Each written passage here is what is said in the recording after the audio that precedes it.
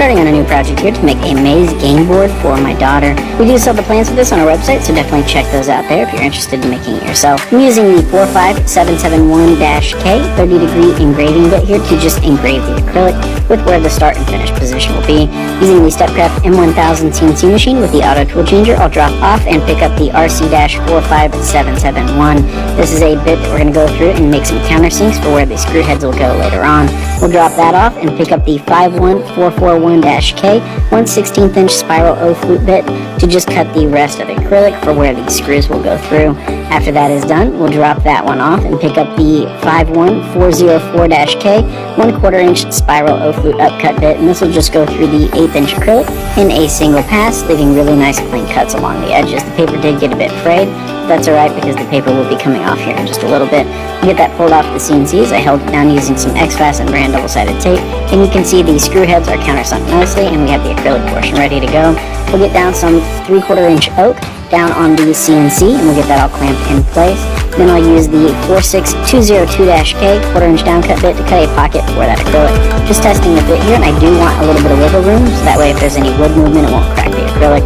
We'll drop that off and pick up the 46233-K 1/16 inch downcut bit just to cut out those screw location holes. This could have been done after and done everything with the 1/4 inch bit first, but I like to get that done before we cut the profile. So we'll switch back out for the 46202-K and cut the marble pocket in. This is where the marble is going to run through the maze. This is a downcut bit, and it's definitely necessary to have one that leaves a nice clean cut like this does.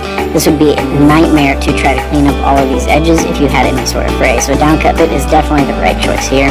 So we'll use that same downcut bit to go through and cut the handle pockets. We'll do that in 3 passes. We did apply ore mask to this piece. We're not actually doing anything with the ore mask, but it does help you be able to see while filming what cuts we're making. So it's a lot more obvious what's being done. So we can just have that on there for filming purposes. Then we'll get the profile all cut out, then get it all vacuumed off and pulled off with the CNC. We'll use the AMN 300 fine multi-tool to go through and remove those tabs. We do sell that on our website, so definitely check that out there.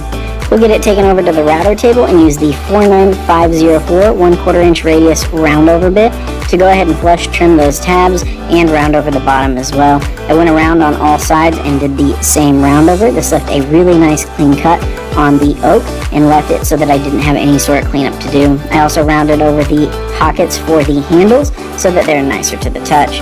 I then used a Naga deburring tool. We do sell this on our website to just deburr the edge of that acrylic to make it not so sharp to the touch.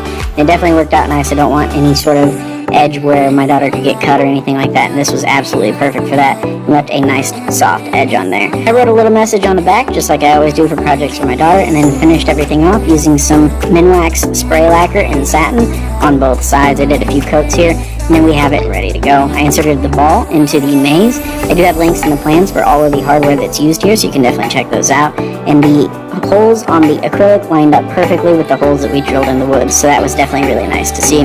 We got everything all screwed down, so that way this acrylic doesn't come off, and this piece is done. I absolutely love the way that this maze turned out. It's been awesome watching Katie play with it, as she definitely loves it. But anyways, that's going to do it for this one. I will let Katie do a bit of a sign off here, but hopefully you enjoyed it. Have a great day, everybody. Hey Katie, I got something for you. I got you a maze. We made it for you. Look, there's a ball inside, and this is the start, and that's where you finish. You have to figure out how to get the ball all the way down there.